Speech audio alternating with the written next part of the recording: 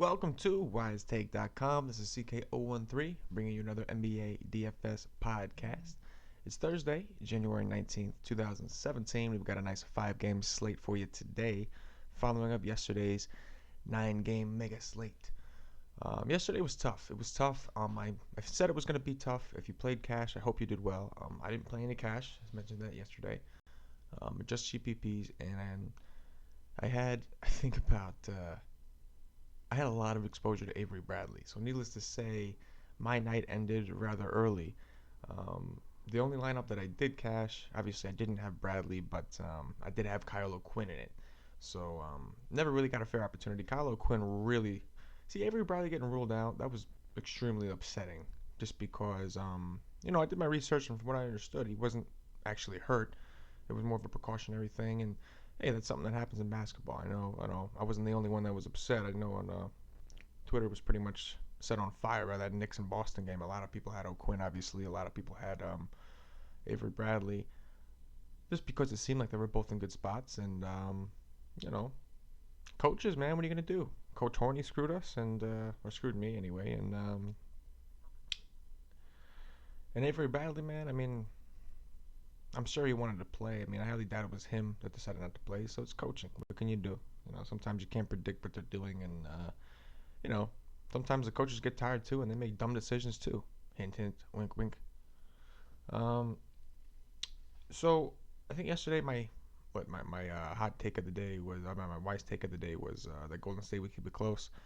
They did not keep it close, but they kept it close for a while, and they did end up. Russell Westbrook was able to break 60, so I was okay with that. The lineup that I did cash, I had Westbrook and Rose. That was the only good thing about last night is I had 100% Rose. I mean, it meant nothing other than the one lineup I cashed, but it was nice to have 100% on Rose, and seeing a guy like him set a new ceiling with 50 points, at least this season, a new ceiling. But that was cool. But anyway, we're going to talk about today's slate now. Let's see here. So first game, we got Phoenix at Cleveland. Total is 219. Cleveland is favored by 11.5, although I think they might have went to 12. I'm not sure. Tyson Chandler is probable with flu-like symptoms. Kevin Love is questionable with a back. He re-injured his back against Golden State. I think Draymond Green had a lot to do with it. I think it happened when Draymond Green bent Kevin Love over. Just kidding. But yeah, if I was Kevin Love, I'd be a little butthurt too after that. So we'll see if he plays. He's in a really good spot if he does play. Last time he played Phoenix, he had a great game. So it'll be interesting to see what happens. Now, interestingly enough, this is going to be Cleveland's first game home after a 6-game road trip. And it wasn't just a 6-game road trip. These guys started off in Brooklyn and ended up on the West Coast. And obviously their last game was against Golden State, who finally got their revenge, double revenge, after losing to Cleveland in the finals and then losing to them again earlier this year in Cleveland. So Cleveland has now lost 3 out of the last 4. However, they did have 2 days off. But in my experience, whenever a team plays their first game back home after a long road trip, they tend to be a little sluggish. And it's something that I think it just has to do with just people being human. And what I mean by that is these NBA players, they're athletes, they're awesome. However, they do have lives. They have families. They have other obligations outside of stuff. So when they leave and they're away from the home, just like anybody else, when they come back, there's a lot of catching up to do.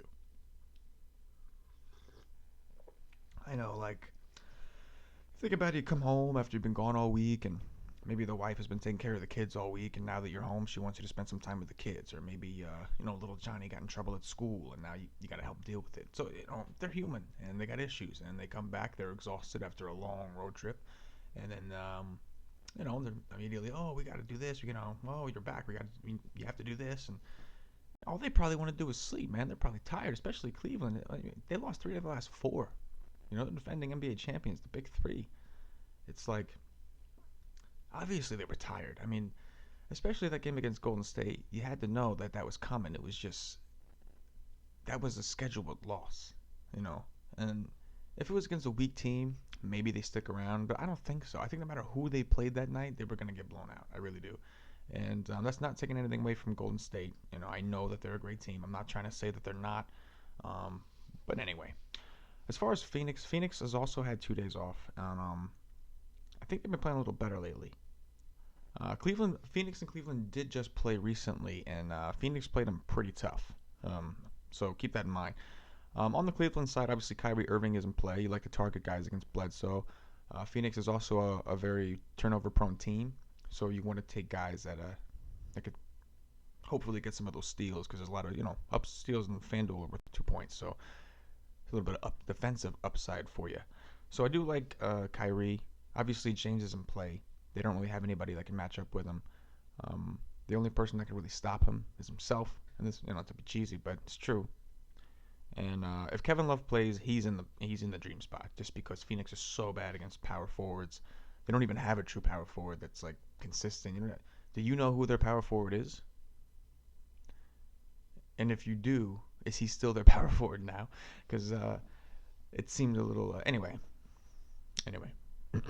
So the last time they played, Kevin Love had a pretty big game. So if he doesn't play, obviously Kyrie and James become almost locks, almost must plays. If all three of them play, I prefer Love in this spot, especially because he's coming off probably one of his worst games of his career. Although I'm a little worried he won't play because Cleveland does have San Antonio next. So with that said, I think this is an interesting spot for Phoenix, and I think I'm going to have some Phoenix exposure. And what I mean by that is I think I'm going to have a lot of Phoenix exposure. Bledsoe last time they played had 31 points against Cleveland. Granted, they were in Phoenix. Booker scored 28 points last time they played. So these guys have shown they're capable of putting up points. Now, granted, I think Cleveland. I think at the time Phoenix was able to take advantage of a tired Cleveland team, but I still think that Phoenix keep this interesting, and it's not necessarily because I think that they're that good of a team or whatever. I think it's just because, like I said, when teams are gone a long time on a road trip and they first come back, they usually start off a little sluggish. So I wouldn't be surprised here. Matter of fact, my wise take of the day today is going to be, I think Phoenix keeps this close. I think everybody's going to think that Cleveland is going to blow them out, and I don't think it's going to happen. Granted, they could blow them out, but I think this game stays close well into the fourth quarter. I do. I really do. And I'm going to have a lot of exposure to the Phoenix side. I don't know how contrarian that would be. See, the way I see it is I think people – the reason I consider it a hot take or, and I'm going to use it as my wise take is because I think that people are going to look at this game and say, okay, yeah, so last time they were home and the schedule went against them, but this time they're desperate for a win. They lost 3 of the last 4. They have to win this game. They can't lose this game. And I don't think they will lose the game, but it doesn't mean it's going to be a blowout. Not to mention, like I said, they got the Spurs coming up next. So, you'll know some of these guys might be looking ahead. They think Phoenix is coming up. I would think they wouldn't look ahead just because Phoenix almost pulled off the upset last time. But in this kind of situation where, it's funny because last night when I was going over it, I was thinking, oh, Cleveland's probably going to mop the floor with them. And then today when I looked at it, I just had a completely different perspective. And I really think Phoenix can make this game interesting, and I think it's worth it to take some of the Phoenix players in this game as well. It's just my opinion. You don't have to do it. I'm all for Warren. I don't like Chandler. If Chandler is out, which he's probable, but if he is out, Alex Len is obviously decent value, although he's got no upside. And even with Chandler out lately, he hasn't really played too many minutes, so no thank you.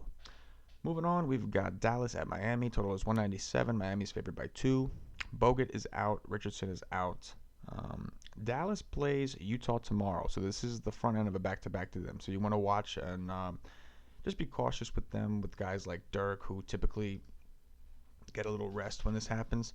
I'm going to check now. I'm just curious to see if they usually rest him or limit him on front ends or back ends, but I would imagine they're going to have to limit him. Yeah, it looks like so far he is not. Okay, the only time he's played in a back-to-back this season was back in December 26th and December 27th. He played 17 minutes and 15 minutes. Granted, that was coming back from an injury. So since then, he has not played in any back-to-back. So this will be interesting to see. But I have a feeling that either he's going to get limited today or he's going to be limited tomorrow. So just be cautious there.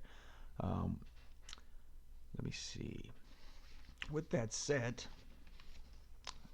Dallas has won three straight, so they've been playing pretty well. Meanwhile, Miami is 2-6 in the month of January. The good thing for Miami that I don't know if people are going to realize is this is only going to be their second game in about 7 days. I don't know why, but they caught this period of major rest, and they certainly needed it. They've been banged up, so I'm not upset about it. Um, Good for them. However, I do think that people are going to be a little surprised that Miami's favored, even though they're home, just because Miami has been playing so poorly and Dallas has been playing so well. So I think Vegas is onto something here. I think that this is a good spot to maybe take some of the Miami players. Which one you're going to have to, you're going to have to do your research and try to figure that out, which is the best option. But yeah, so they played on the 13th. They were off the 14th, the 15th, the 16th. Played the 17th, off the 18th. Now they're playing the 19th. So what is that? A 5-day span. So yeah, they're nice and rested. They had 3 days off. They played one game and then they're off again, and they're off again tomorrow.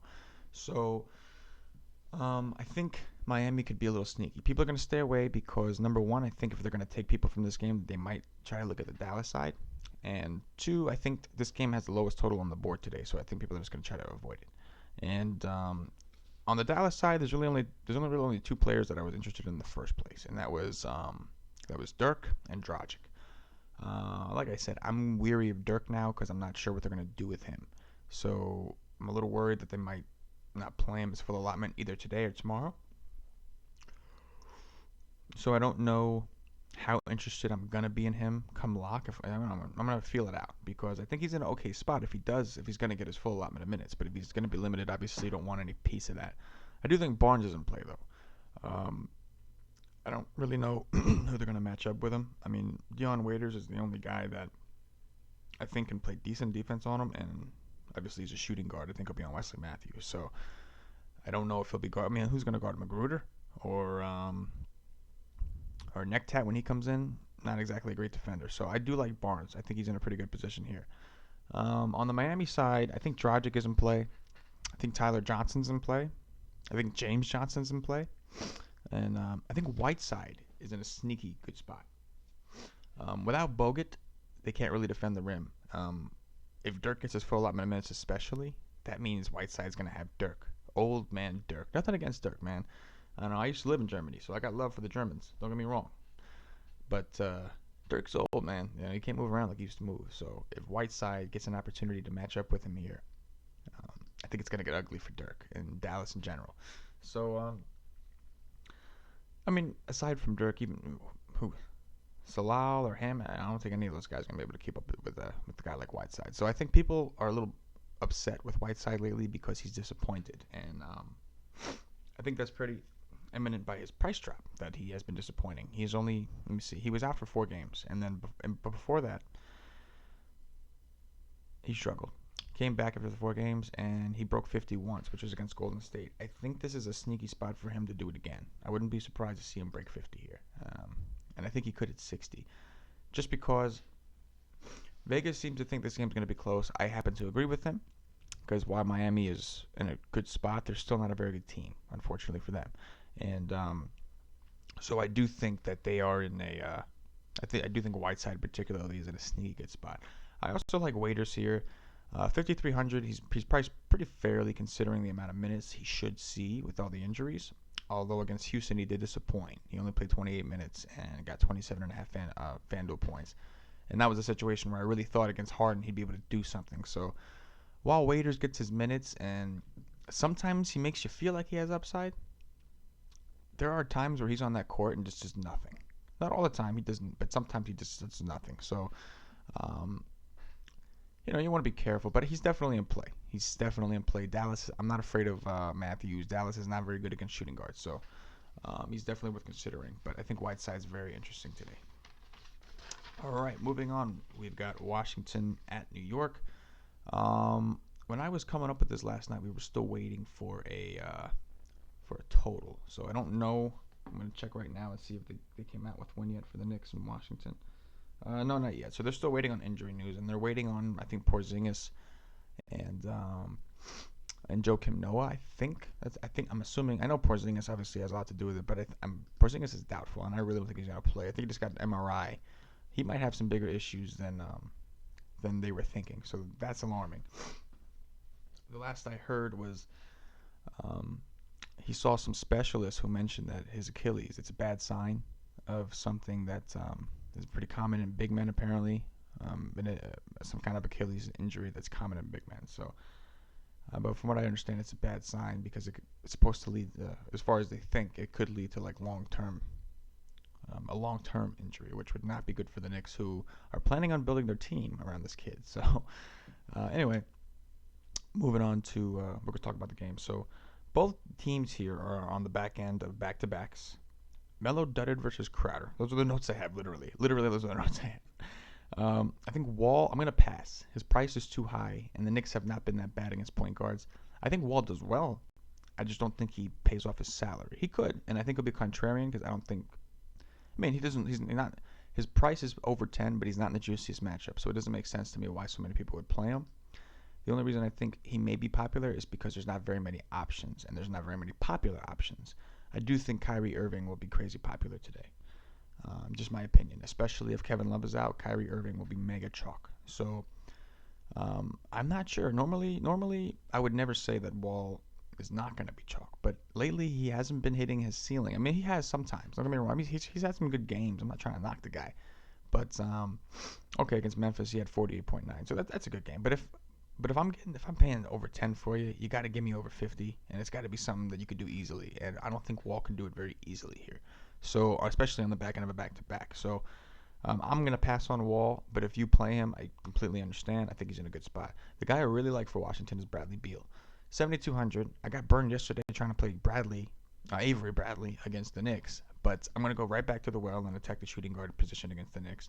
Bradley's coming off one of his worst games of the season, scoring 18.2 FanDuel points. I think he bounces back in a big way against the Knicks. Melo's not going to guard him. Obviously, Melo's going to have. He's been playing power forward, so he might actually guard Markieff. I would think they'd put him on Porter, but he might guard Markieff. There's going to be a matchup issue there because Kuzminskis is going to be playing, and as far as I can see, he's not a very good defender. So I think there's going to be some issues. But yeah, I love Beal today. Porter and Markieff, these are the guys that I was referring to. So Melo's been playing the 4 without Porzingis. So what that means is, technically, you would think that means him and Markieff will be matched up. So I wouldn't be surprised to see Melo on Markieff. I would be surprised to see Markieff on Melo. And that's because Porter is one of their better defenders. So it would make sense to me to just have Porter just stick with Melo regardless defensively. So even if Melo does play the 4, I still think he'll draw Porter defense. Even if he does, I think Melo is very interesting. And the reason that I wrote a notation that he dudded, I didn't play Melo yesterday. The reason I noted that he dudded is because how many times do we see a guy that's mega chalky, and Melo was mega chalky yesterday, completely dud out, and then the next game, when everybody is so angry at them, and everybody is just, I'm never going to play this guy again, what happens the next time he plays? He goes nuts, and nobody has him, right? I think this could be a spot like that for Melo, especially with the possibility of Markieff Morris guarding him. I would assume Porter's going to guard him, but if for any reason if Melo's playing down low and they need Markieff down low for height or whatever the case is, rebounds, then they're going to have to put Markieff on him. So Kuzminskis was the play yesterday. I think Melo might be the play today as far as small forwards for the Knicks and on FanDuel. I know I'm talking about play 4.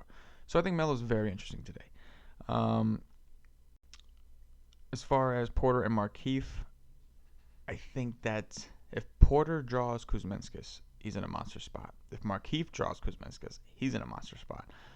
I think I prefer Porter here just because Markieff is a high variance guy. He's a GPP play, 100%. I think he's way too priced up considering some of the duds he's had. But he's a pretty high variance player. Now, don't get me wrong. He's been very solid. His last 6 games, he's been very solid. Don't get me wrong. I'm not hating on the guy. But he's a guy that in the past has shown us extreme variance. And while he's played consistent over his last few games, these last 2 games, 48.1, 37.4. So I think Markieff is strongly in play. But I don't think you can play Markieff and Porter together. I think you're going to have to make a decision on which one you're going to play. So if Kuz is going to cover Porter and Melo is going to cover Markieff, then Porter is obviously the better play. But if Melo's going to guard Porter, so you know what? I guess a good place to check. Let's see if anybody has any kind of matchup charts that we could look at here. Just going to check real quick. Drink some coffee.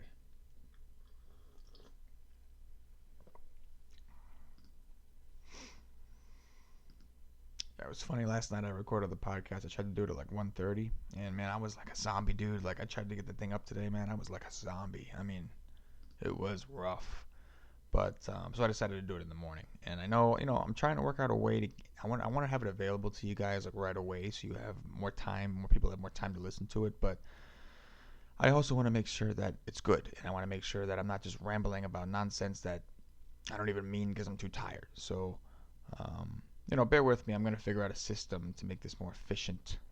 At least I'm going to try anyway. But anyway, I got up some matchup sheets pulled up, and it looks like, it looks like Carmelo and Morris should be matched up together. Now, like I said, I think Melo will guard Morris, which means Porter's in a great spot. But I don't think that Morris is going to guard Melo. If he does, Melo's in a crush spot. So I'm hoping that's the case. If they're going to have Melo and Morris all day on each other, give me Melo all day and give me Porter all day. So I think those guys are interesting. But the two guys I really like in this game are Beal and Carmelo. One from each opposing side, obviously. So we are going to. Before I forget, I think Kyle O'Quinn is an interesting GPP play. I know he burned me yesterday, and he burned a lot of you, and you're probably upset about me even saying that. But you got to have short-term memory. I say that all the time, and I think he burned a lot of people, and everybody's going to be off of him. And like I said, how many times do we see a guy dud or disappoint, and the next day he comes back strong? Now, I still don't know why he didn't get his minutes, but they are playing a back-to-back. So I wouldn't be surprised if they were limiting him so that he could play more today. I don't know for sure if that's the case. Don't quote me on that. And I'm not going to have too much exposure to O'Quinn. I learned my lesson last night. But I am going to have some just because, like I said, whenever a guy disappoints mass amount of people like that, typically they bounce back the next game. So that's pretty much it for there. We're going to move on to Denver at San Antonio. Total is 219. San Antonio is favored by 12.5. Wilson Chandler, Gary Harris, Daryl Arthur, all expected to be out. Denver's won 3 straight. Good for them. San Antonio has Cleveland next, so could be a potential look-ahead spot for them. And I don't know. I mean, as much as I would like to think, Denver's been hot. And as much as I would like to think, Denver has a really good opportunity, I think that Denver can keep this game close. Chandler is a big-time scorer for him. And that means that Kawhi is going to be on Gallo. And I think this is going to be a tough spot for Denver. I think Barton's in a good spot if you want to take somebody from this game. I think in cash games, Barton has got to be a lock just because without Gary Harris, as long as Gary Harris is ruled out, he's expected to be out, but make sure he's ruled out. Because once he's ruled out, not only is he in a good matchup, the Spurs are the only weakness they have is against shooting guards, and DVP-wise anyway, and Gary Harris is out. Who's gonna back up Barton? And now Wilson Chandler's out. Who's gonna? That's it. It's just Barton. So I think Barton's gonna get a serious amount of run here, regardless if there's a blowout or not. So I definitely like Barton. In the same sense, Gallo's gonna have a very tough matchup. He's gonna have Kawhi Leonard on him, but without Wilson Chandler, he doesn't really have a backup either, a consistent backup, especially someone that could pick up the scoring slack. So I do think that Gallo is in a pretty good spot here for considering the minutes that he should see.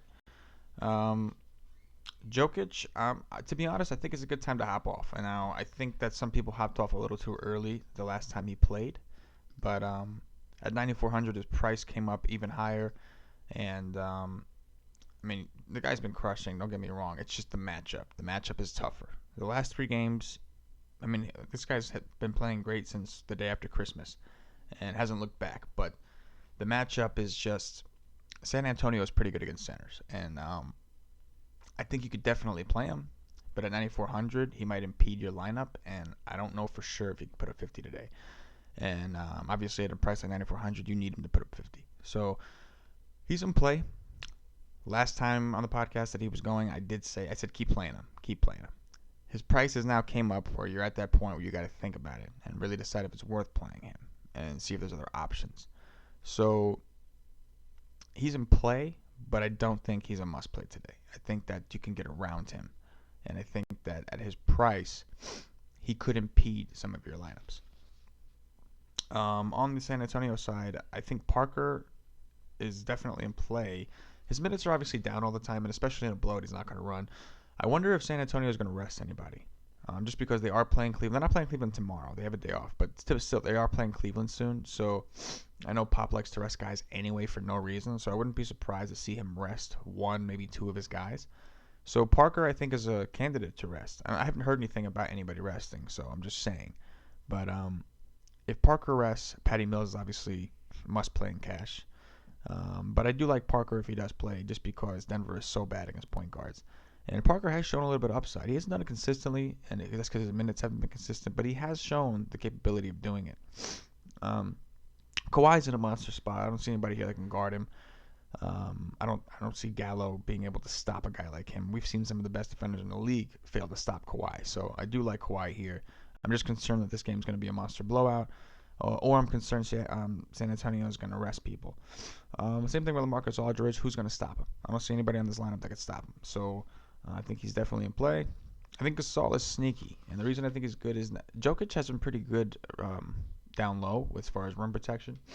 But Gasol is an experienced vet, man. He's smart. So if there's anybody that can figure out a way to score on him or stop him, I think it's Gasol.